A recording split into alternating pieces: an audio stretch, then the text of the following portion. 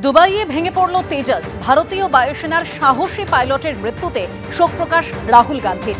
পরিবারের প্রতি সমবেদনা, পোস্ট লোকসভার বিরোধী দলনেতার। ভারতীয় বায়ুসেনার পাইলটের সাহসিকতাকে সম্মান, গোটা দেশ তার পাশে আছে, পোস্ট রাহুল গান্ধীর।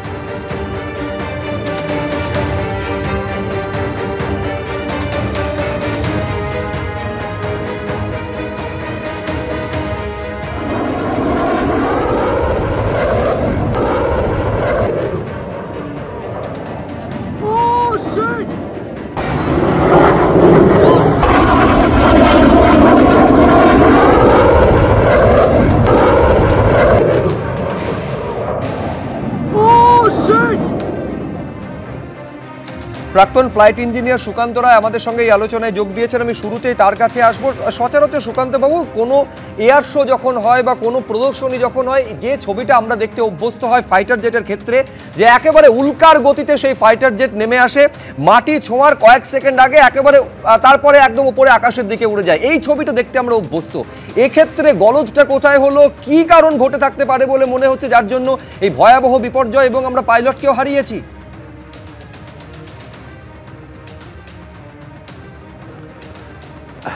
দেখুন, একটা বিপর্যয়ের ক্ষেত্রে অনেক রকম সমস্যা, বিভিন্ন ধরনের কারণ হতে পারে।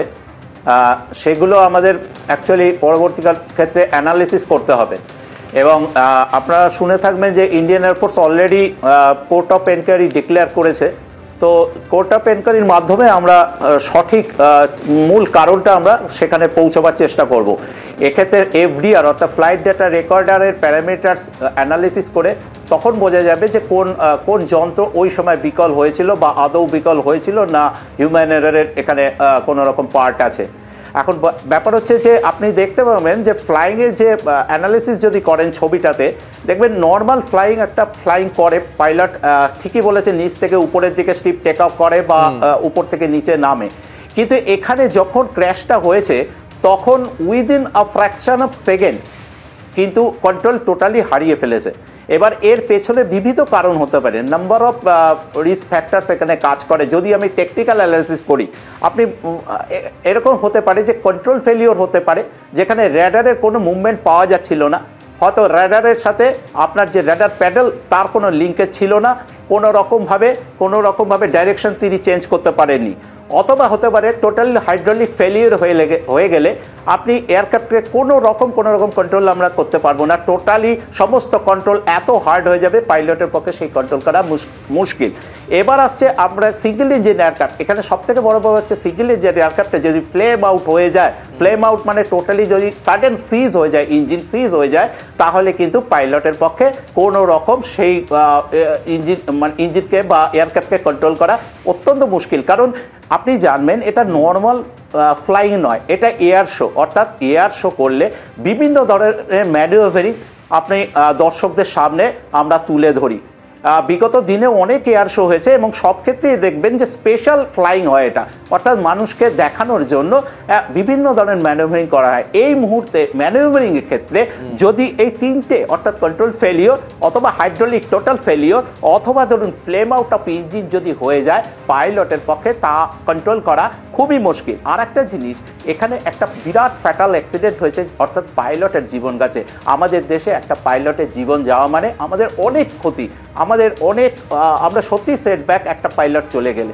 সেই ক্ষেত্রে মনে রাখবেন যে পাইলট এখানে কিন্তু ইজেক্ট আউট করতে পারেনি, সেই ডিস্টেন্স বা সেই অল্টিটিউড বা সেই হাইট সে পায়নি যেখান থেকে ও সাডেন এখান থেকে ইজেক্ট আউট করবে। তার মানে তার ক্ষেত্রে যখন এই অ্যাক্সিডেন্টের সিচুয়েশনটা এসেছিল, তার কাছে হঠাৎ মানে within a fraction of second তাকে কিছু করতে হতো, তিনি বুঝতেই পারেননি যে এরকম একটা সিচুয়েশন আসবে।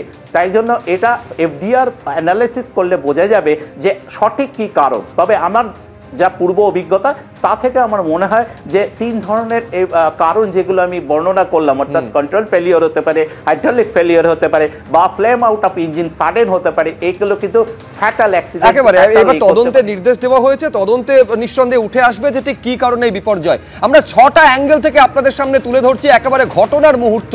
দুবাইয়ের আকাশে এয়ার শো চলছে এবং এই এয়ার শো 5 দিন ধরে চলছিল, আজকে ছিল তার শেষ দিন এবং শেষ দিনে এই বিপর্যয় ঘটলো।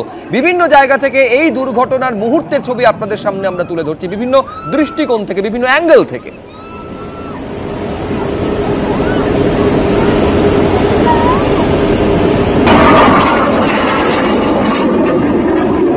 এবিপি আনন্দ, এগিয়ে থাকে, এগিয়ে রাখে।